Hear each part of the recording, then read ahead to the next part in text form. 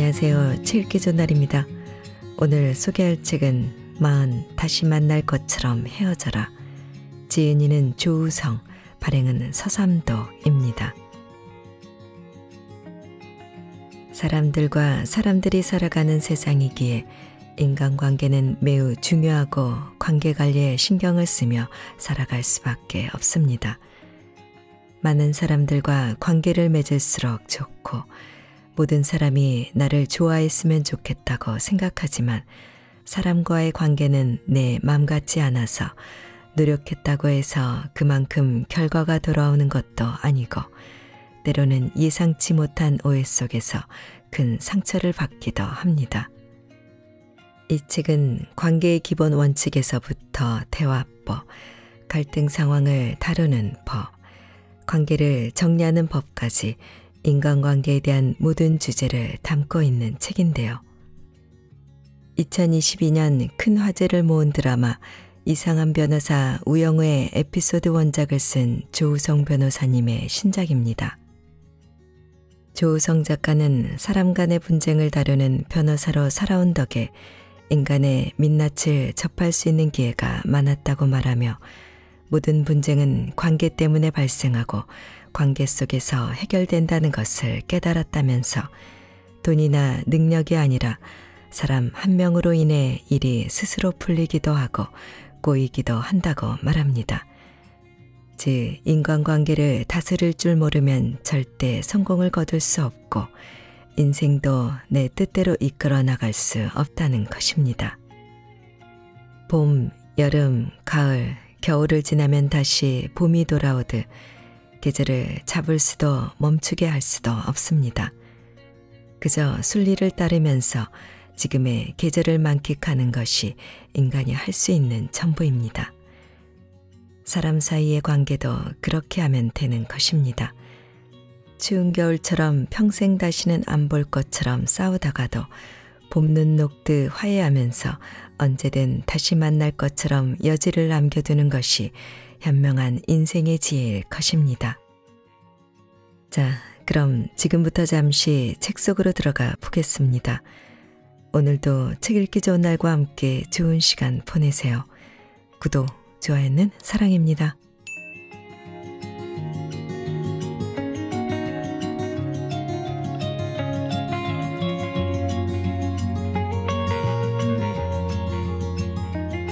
돈, 저축보다 중요한 인심저축. 우리가 저축을 하는 이유는 유사시에 요긴하게 쓰기 위함이다. 여유가 있을 때 돈을 다 쓰지 않고 조금씩이라도 모아두면 어려울 때 큰 힘이 된다. 그래서 여유가 없더라도 허리띠를 졸라매고 저축을 하기도 한다. 돈을 저축하는 것 못지않게 중요한 일이 바로 인심저축이다. 인심저축이란 무엇일까? 다른 이의 처지를 헤아려서 도와주고 마음을 얻는 일이다. 이렇게 저축해 놓은 인심은 위기가 발생했을 때 그 위력을 발휘한다. 업무상 정말 다양한 사람을 만난다. 큰 성공을 이룬 사람 중에는 내가 이렇게까지 올라오는데 당신들이 뭐 보태준 거 있어 라면서 어깨에 힘을 주는 사람이 있다. 겸손할 만도 한데 꼭 티를 낸다. 이러한 오만한 태도는 주위 사람들에게 불쾌하게 만들 뿐만 아니라 그래 너 얼마나 잘되나 보자 라는 억하심정까지 불러일으킨다. 하지만 우리가 명심해야 할 것은 영원히 잘나가는 사람은 없다는 점이다. 추락한다는 건 올라가 있기 때문이다. 높이 올라가 있을수록 추락의 여파는 크다. 한때 잘나가던 사람이 어딘가에 걸려 넘어졌을 때 평소 인심저축을 해놓지 않아 인심 계좌가 마이너스 상태라면 주위 사람들이 그 불행을 통쾌하게 여긴다. 네, 그럴 줄 알았지 라면서 자기들끼리 수근거린다. 하지만 인심계좌 잔고가 충분하다면 도움을 주기 위해 사방에서 달려온다. 위기를 수월하게 극복하는 사람을 보면 사람들은 쟤는 복도 많아 완전 위기 상황이었는데 도움을 받고 일어서네 라고 부러워하지만 실은 그 사람이 평소에 인심을 저축해 놓은 결과일 가능성이 크다. 누군가는 이렇게 판문하리라. 다 좋은 말인데요. 제 앞가림할 여유도 없는데 남에게 어떻게 인심을 베푼단 말인가요? 저에게는 팔자 좋은 소리로만 들립니다. 이에 대한 좋은 해답을 소개하고자 한다. 석가모니는 어느 제자가 똑같은 질문을 했을 때 무제칠시, 즉 돈이 없어도 남에게 베풀 수 있는 7가지 방법을 설명했다. 1. 화인시. 얼굴에 밝은 미소를 띠고 부드럽고 정답게 대하는 것. 환하고 기쁨에 가득 찬 미소를 머금은 표정은 그 자체로도 주위에 많은 사람에게 편안함을 주는 소중한 베품이다. 2. 언사시. 공손하고 아름다운 말로 대하는 것. 사랑의 말, 칭찬의 말, 격려의 말, 양보의 말, 부드러운 말 등을 말한다. 말 한마디로 천냥빚도 갚는다고 하지 않던가. 3. 심시. 착하고 어진 마음으로 사람을 대하는 것. 특히 상대가 힘들고 상처받았을 때 따뜻한 마음으로 대하는 것은 상대에게 큰 위안이 된다. 4. 안시. 호의를 담아 부드럽고 편안한 눈빛으로 대하는 것. 표정은 거짓으로 만들 수 있지만 눈은 쉽게 속임수를 부리지 못한다고 한다. 심시와 안시는 같이 병행된다. 5. 신시. 몸으로 베푸는 것으로 예의 바르고 친절하게 남의 일을 도와주는 것을 말한다. 누군가 힘들게 일을 하고 있을 때 내 일이 아니라며 뒷짐을 지고 있을 게 아니라 잠깐이라도 소매를 걷고 도와주면 상대는 그 고마움을 쉽게 잊지 못한다. 6. 상자시. 다른 사람에게 자리를 내줘 양보하는 것. 이는 책은담에서도 자주 나오는 문구인데 좋고 빛나는 자리가 있을 때 그리고 그 자리를 내가 차지하는 게 당연하다고 생각할 때도 같이 일한 사람을 위해 자리를 내주고 양보하면서 당신 덕분입니다 라고 말할 줄 아는 여유를 뜻한다. 7. 방사시. 다른 사람에게 편안하게 쉴 수 있는 공간을 제공해 주는 것. 좀 더 깊은 의미로는 굳이 묻지 않고 상대의 속을 헤아려서 도와주는 것을 포함한다. 이 7가지 방법은 돈이 없어도 좀 더 섬세하게 성의를 다하면 충분히 할 수 있는 일이다. 또는 핑계일 뿐이다. 요즘처럼 SNS가 대세를 이루고 있는 사회에서는 SNS를 적절히 활용하는 것도 좋은 방법이다. 사람들이 SNS에 사진을 올리고 자신의 일을 포스팅하는 이유는 무엇일까? 무언가를 널리 알리거나 자랑하고 싶은 마음에서다. 평소 알고 지내던 사람이 SNS에 새로운 글을 올렸다고 치자. 그 게시물에 좋아요를 누르고 아주 멋집니다. 항상 응원합니다. 라는 댓글을 올리는 것만으로도 그 사람에게 마음의 선물을 주는 것이다. 사람은 다른 사람의 관심에 아주 민감하다. SNS에서는 더욱 그렇다. 특히 그 사람이 아들이나 딸의 일을 올렸을 때 격한 칭찬의 댓글을 올린다면 그는 당신을 오랫동안 기억하게 될 것이다. 부모는 자식을 칭찬해주는 사람을 싫어할 수 없다. 굳이 만나거나 전화를 하지 않고 클릭과 댓글 하나만으로 마음을 표시할 수 있는 시대가 되었으니 얼마나 편리한가. SNS의 역기능을 우려하는 사람들도 있으나 적어도 가벼운 관심과 애정의 표현으로 SNS만큼 유용한 기물도 없다고 생각한다. 당신의 재능은 사람들의 머릿속에 기억되지만 당신의 인간적인 배려는 가슴 속에 기억된다. 그리고 가슴으로 당신을 기억하는 사람들은 모두 다 당신 편이다.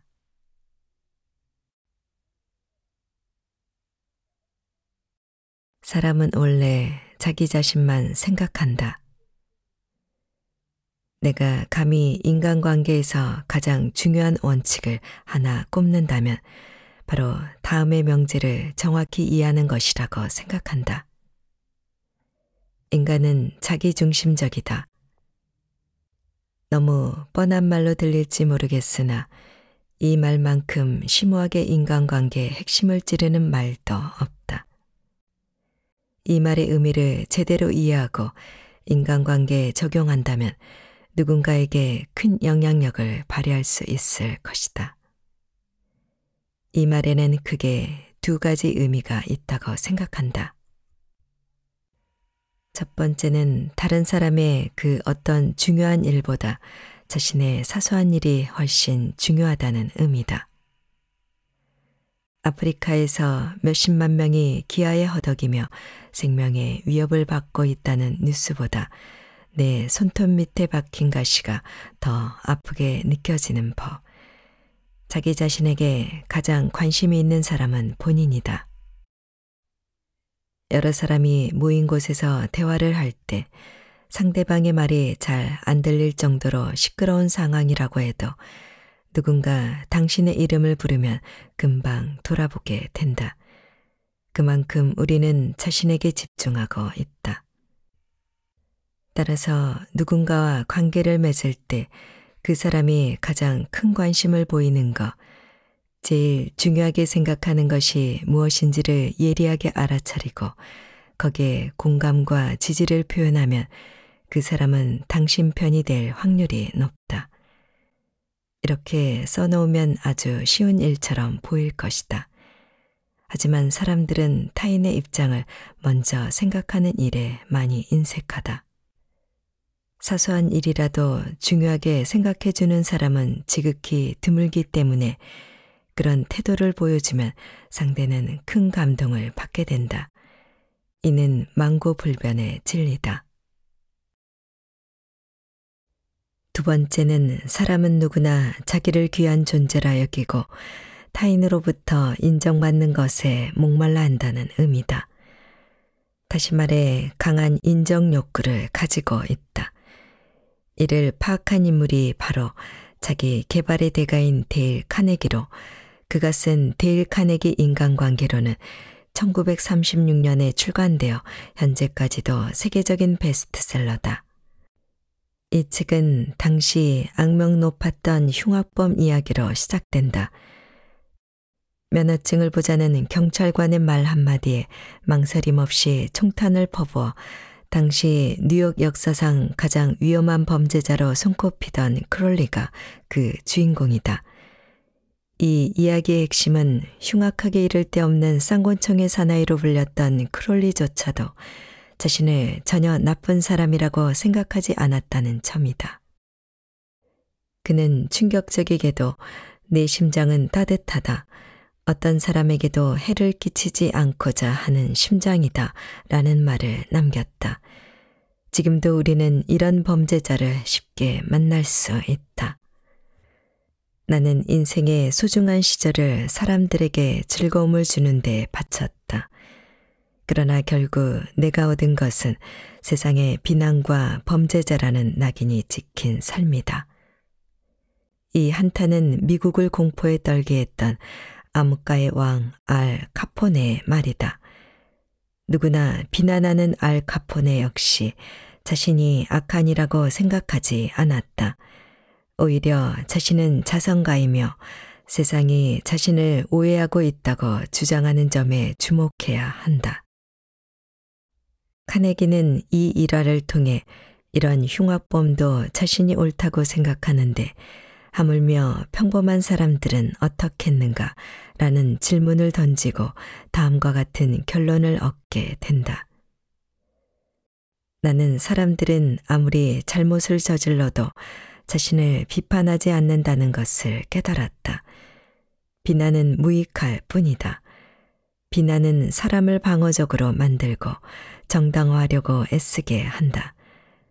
비난은 위험스러울 따름이다. 비난받는 사람은 소중한 자존심에 상처를 입어 결국 적개심을 갖게 된다. 이 책을 통해 카네기는 인간이란 매우 비이성적인 존재이다. 인간은 자신에게 그저 열중해 있는 정도가 아니라 대단히 열중하고 있다. 진정으로 타인에게 관심 있는 사람은 아무도 없다라고 이야기한다. 그래서 타인의 존경에 굶주리고 자신의 가치를 남들이 알아주기를 몹시 원한 나머지 자신에게 관심을 주고 자신의 진가를 인정해주는 단순한 말이나 행동, 사소한 아부에도 쉽게 마음을 내어준다는 것이다. 데일 카네기는 이 내용을 바탕으로 자본이 없어도 성공할 수 있는 실전적인 자기계발 강의를 시작해 어마어마한 성공을 거둔다. 사람의 취약한 본성을 직시하고 이를 적극적으로 활용하는 카네기의 주장은 대단히 현명하고 현실적이다. 나 역시 그 어떤 영역보다 이성과 논리가 무기인 곳에서 일하지만 이 사실을 잊지 않으려 한다. 논리로 상대를 찍어 누르거나 이기는 것이 다가 아니라 그 사람의 좋은 점을 치켜 올리고 자존심을 세워주면서 내가 원하는 방향으로 살살 이끌어가는 점잖고도 친절한 사람이 되는 것. 이 방법이야말로 논리를 넘어서서 모든 사람에게 통하는 성공적인 관계 설정의 방법이다.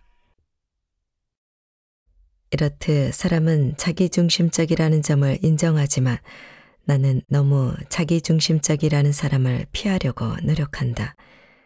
사건을 수임하기 위해 첫 상담을 할 때 상담의 내용은 물론이고 의뢰인의 성향을 파악하는 것이 무척 중요한데 특히 이 부분을 유심히 본다. 자초지종을 듣다 보면 의뢰인의 상대방이 이해되는 측면이 있을 수 있다.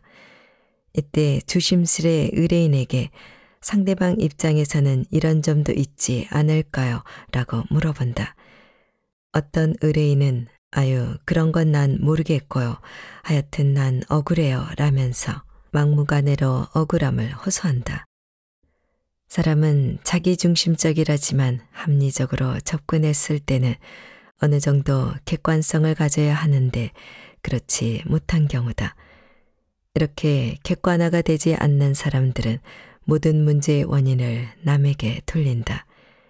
이런 의뢰인과 사건을 진행하면 나 또한 피곤해진다. 일이 술술 풀리지 않고 결과가 좋지 않으면 역시나 변호사가 잘못한 탓이 된다. 골치 아프게 엮이기 전에 적당한 선을 긋는 것이 낫다. 좋았다가 나빴다가 그게 인간관계다. 김 사장은 사업을 운영하다 크게 부도를 내고 형사처벌까지 받았다. 2년의 수감 생활을 마치고 사회로 복귀했고 재기를 누리고 있다. 마침 누군가 좋은 동업 제안을 해서 계약서를 작성하기에 나를 찾아왔다. 이런저런 이야기를 하던 김 사장은 과거의 인연에 대해 거침없는 독서를 퍼부었다. 내가 그들을 어떻게 챙겨줬는데 막상 형사처벌을 받자 전부 나를 떠나버리고 모른 척했다. 몸이 힘든 것은 참을 수 있으나 배신감이 너무 컸다. 하루빨리 재기해서 나를 모른 채 했던 그들에게 복수하고 싶다 등등. 그 분노의 마음은 충분히 이해할 만했다. 특히 자기가 힘들었을 때 등을 돌린 사람이 평소에 굳게 믿었던 사람이었다면 그 배신감은 더욱 크다.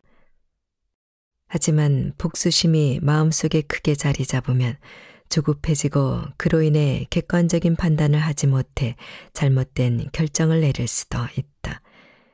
그런 의뢰인을 여러 경험해 본 나는 김 사장을 진정시키기 위해서 사마천의 사기 중 맹상군열전의 한 대목을 들려주었다.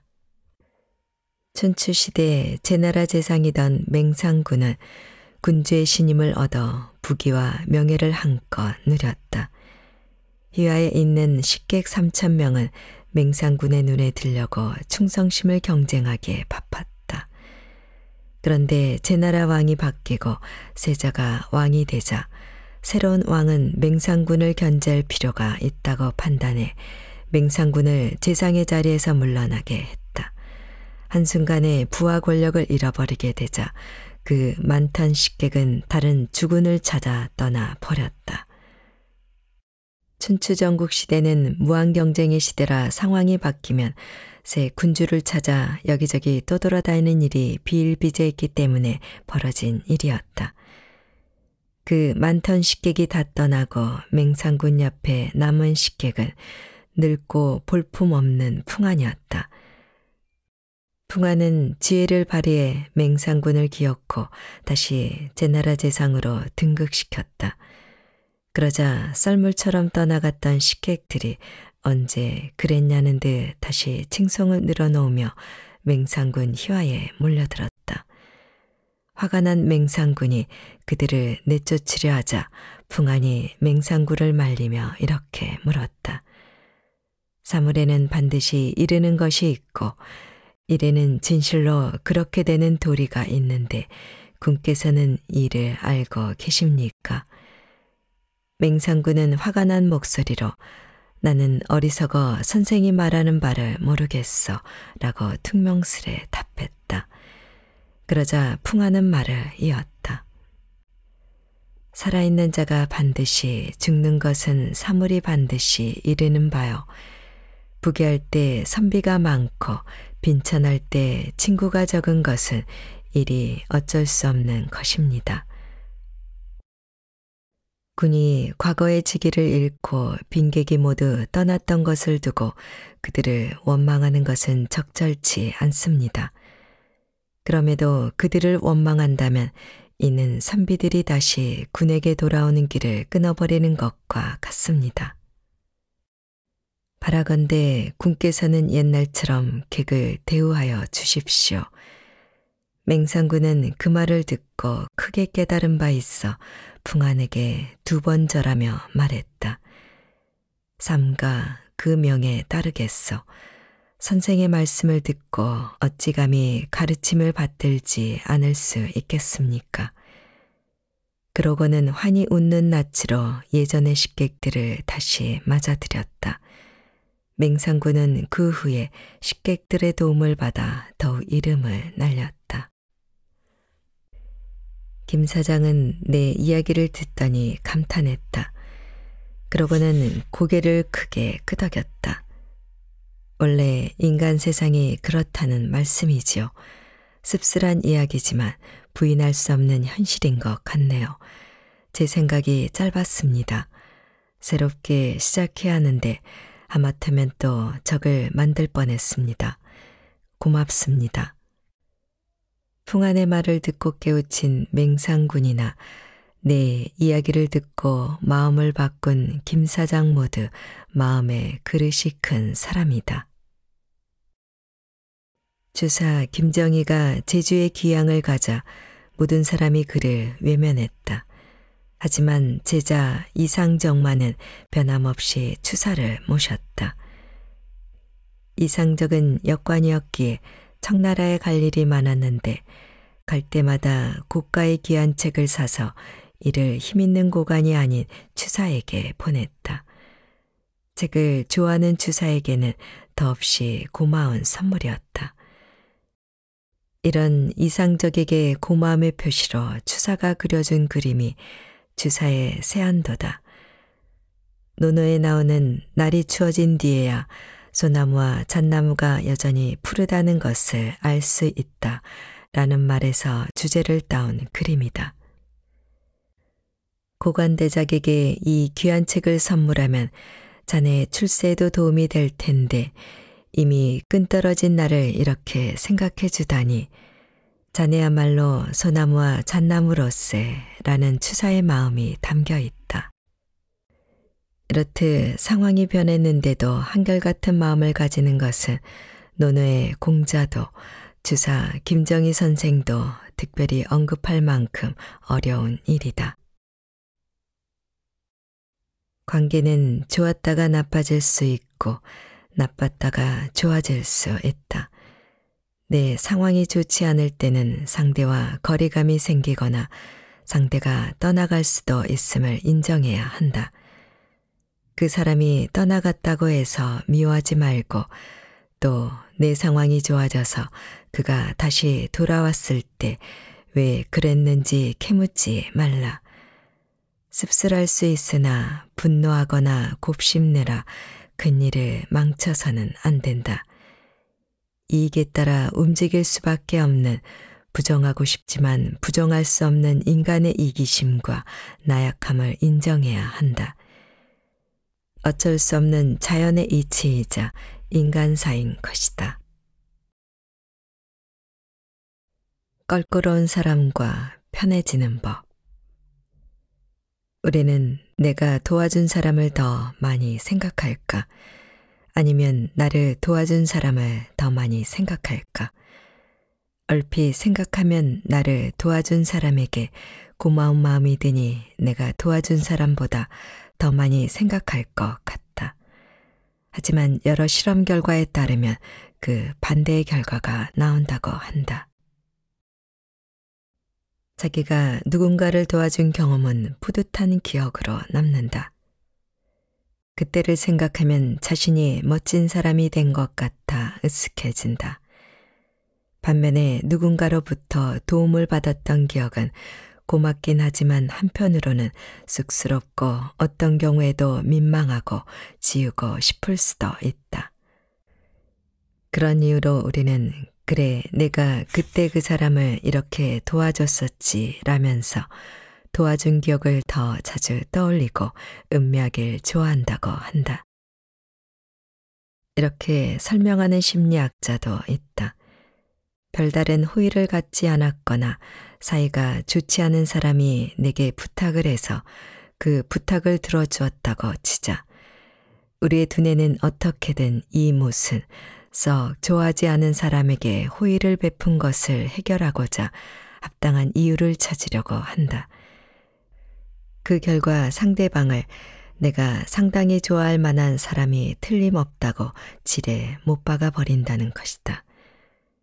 그 사람을 이미 좋아하는 사람이라고 규정했기 때문에 호감을 갖는 것은 물론 새로운 부탁도 기꺼이 들어줄 준비가 된다고 한다. 이런 심리 상태를 이용하면 누군가와 좋은 관계를 형성할 수 있는 노하우를 얻을 수 있다. 즉, 누군가에게 관심을 받고 싶다면 그 사람을 도와주려 노력하기보다는 그 사람에게 작은 일이라도 부탁해서 도움을 받은 다음 긍정적인 피드백을 주는 것이 훨씬 낫다. 미국의 유명한 정치가 벤자민 플랭클린에게는 사사건건 물고 늘어지는 원수처럼 구는 사람이 있었다. 바로 펜실베니아주 의회의 한 의원이었는데 프랭클린은 이 의원과의 관계를 개선하려고 고민하다 한 가지 꾀를 냈다. 프랭클린은 그 의원이 매우 희귀하고 진귀한 책을 소장하고 있으며 그 사실에 아주 뿌듯해한다는 말을 들었다. 그래서 그 책을 꼭 읽고 싶다며 며칠만 빌려줄 수 있겠느냐고 요청하는 편지를 보냈다. 의원은 책을 빌려주었고 플랭클린은 일주일 후에 매우 감사하다는 편지와 함께 책을 돌려주었다. 이후 그 의원이 플랭클린을 대하는 태도가 확 달라졌다. 먼저 말을 걸고 친절하게 대했으면 어떤 일이든 도와주려고 노력했다. 그들은 말년까지 아주 친한 사이로 남았다. 이 일화는 매우 유명해져서 당신이 은혜를 베풀었던 사람보다 당신을 한번 도와준 사람이 다시 도와줄 준비가 되어 있다는 의미의 벤자민 플랭클린 효과라는 말도 생겼다. 마찬가지로 껄끄러운 사람에게 조언을 구하는 것도 관계를 좋게 만드는 효과적인 방법이다. 다른 사람이 당신에게 조언을 구했을 때를 떠올려 보자. 아마 당신은 이렇게 생각했을 것이다. 내게 조언을 구하는 걸 보니 상대가 내 능력을 인정하는 것 같다. 내심 기분이 좋다. 자존감이 올라가는 느낌이다. 호감도 증대. 상대의 문제 해결을 돕기 위해 내 일처럼 고민하고 답을 찾아보았다. 협력관계 형성. 내 입장이 아닌 상대방의 입장에서 곰곰이 생각해 본다. 입장 전환. 이렇듯 상대방에게 조언을 구하는 것은 나와 그 사람 사이에 황금다리를 놓는 효과를 준다. 우리는 어릴 때부터 남에게 폐를 끼치면 안 된다고 배웠다. 타인에게 도움을 줄지언정 도움을 청하는 것에는 익숙하지가 않다. 힘들어도 혼자 참고 이겨내는 것을 미덕으로 생각한다. 하지만 인간은 관계지향적으로 진화해 왔다. 서로 도움을 주고받으며 살아야 생존 가능성이 높아지고 한 배를 탔다는 동료의식을 느낄 수 있다. 도움을 청하는 것은 패가 아니다. 상대로 하여금 기꺼이 도움을 줄 수 있는 기회를 제공하고 그 사람의 존재 가치를 높여주는 것이다. 친해지고 싶은 사람이 있다면 그 사람이 큰 힘을 들이지 않고도 도와줄 수 있는 것을 찾아 정중히 부탁해 보자. 그런 뒤에 진심 어린 감사와 도움을 다시 돌려주면 그와의 관계가 한층 끈끈해질 것이다. 충고는 안 하느니만 못하다. 박 대표는 나름 친구랍시고 같은 업종에 있는 신 대표를 만날 때마다 진심 어린 충고를 한다. 하지만 신 대표는 성격이 고지식해서 그런지 충고에 귀 기울이기는커녕 강하게 반감을 표현해 박 대표를 머쓱하게 만드는 경우가 자주 있다. 박 대표는 신 대표가 자기 마음을 몰라주는 것 같아 서운하다. 하지만 내가 보기에는 박 대표가 오지랖이 넓은 편이고 굳이 안 해도 될 말을 해서 사람을 성가시게 하는 측면도 있다. 나는 박 대표에게 그런 점을 넌지시 알려주려다가 괜히 어색해질까봐 참고 말았다. 충고는 어렵다. 심지어 타이밍을 잘못 맞추면 관계를 악화시키기도 한다. 충고를 하는 사람은 대부분 상대방을 걱정하는 마음 때문에 말을 꺼내지만 상대방이 자신의 마음도 몰라주고 반발을 하거나 퉁명스럽게 받아들이면 더 서운해진다. 하지만 충고를 하는 사람들이 명심해야 할 몇 가지가 있다. 첫째, 나와 상대가 충고를 주고받을 사이인가를 먼저 따져봐야 한다. 둘 사이에 마음의 통로가 만들어져 있지 않은 상황에서 충고를 하면 이는 액면 그대로 받아들여지지 않는다. 불필요한 간섭 내지는 잘난치 않은 것으로 오해하기 쉽다. 내 말이 아무리 옳다고 하더라도 충고를 주고받을 만한 신뢰가 갖춰져 있는지를 생각하자. 둘째, 충고는 아무리 조심스럽게 하더라도 넌 틀렸어. 그러니 고쳐야 해 라는 메시지가 담기기 마련이다. 자신이 틀렸다는 평가를 받는 일을 좋아할 사람은 없다. 즉, 충고는 본질상 상대방의 귀를 거슬른다는 점을 명심해야 한다. 노노 2인편에 보면 이런 말이 나온다. 신하로서 임금을 섬기면서 자주 가나면 욕을 당하게 되고 친구 사이에 자주 충고를 하면 서로 서운해진다. 옳은 말이라 하더라도 귀에 거슬리는 말을 자꾸 하면 상대방이 충분히 받아들일 준비가 되어 있지 않을 때는 둘의 관계가 멀어질 수밖에 없다고 설명하고 있다. 그러면 어떻게 해야 충고를 잘할 수 있을까? 노노 안연편에서 답을 찾아보자. 자공이 친구를 사귀는 것에 대해 묻자 공자가 말했다. 중심으로 말해주고 좋은 쪽으로 인도하되 만일에 그가 듣지 않거든 즉시 멈춰 스스로를 욕되게 해서는 안 된다.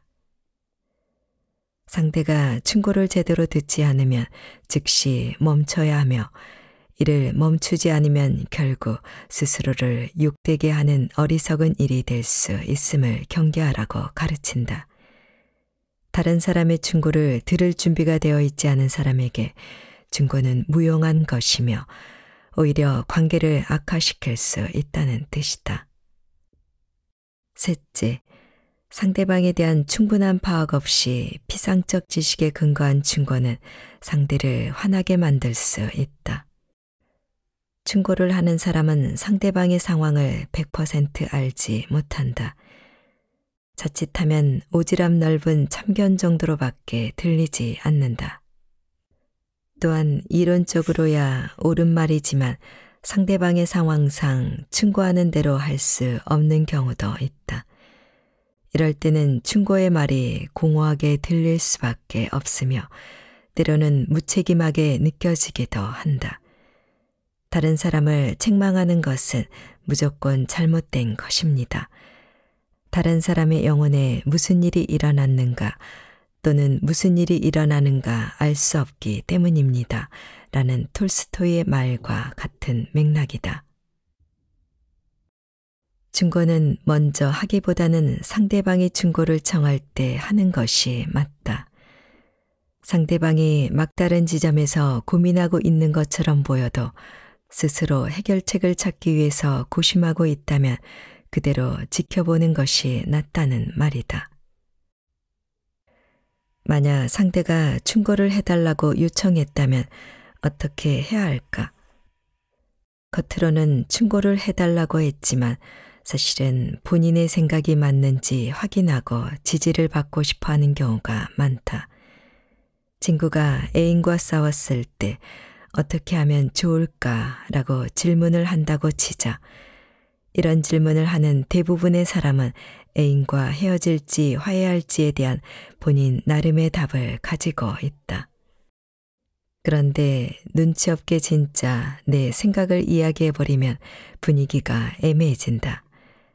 따라서 이런 질문을 받았을 때는 상대의 생각이 어떤지 조심스레 대화를 나눠보고 상대의 생각에 동조해 주거나 지혜를 보태주는 식으로 대화하는 게 낫다. 답을 정해놓고 왜 나한테 물어보냐라고 생각할 수 있지만 그래도 당신에게 의견을 물어본 게 어디인가.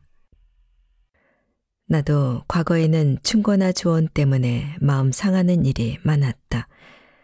잘난 체 하는 마음이 있었던 것도 그를 낮춰 본 것도 아니었다. 분명 내 마음은 진심이었는데 그걸 몰라주니 나 역시 속상하고 반감마저 들었다.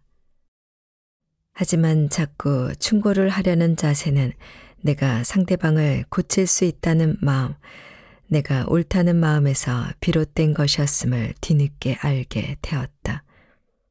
이제는 상대의 이야기를 되도록 있는 그대로 들어주고 상대가 진지하게 내 의견을 물어볼 때만 입을 뗀다. 이렇듯 충고라는 것은 민감하고 받아들이기 어려운 것이기에 반대로 남의 충고를 잘 소화하는 사람은 얼마나 대단한 사람인가 하는 생각이 든다. 아무리 훌륭한 충고라도 듣는 사람이 그 말에서 아무것도 얻지 못하면 소용이 없으니 말이다. 그래서 충고를 받아들이는 사람은 충고를 건네는 사람보다 훌륭하다라는 말이 있나 보다. 충고는 하는 것도 어렵고 받아들이는 것은 더 어려운 어쩌면 인간관계에서 최고 난이도에 속하는 기술인지도 모르겠다.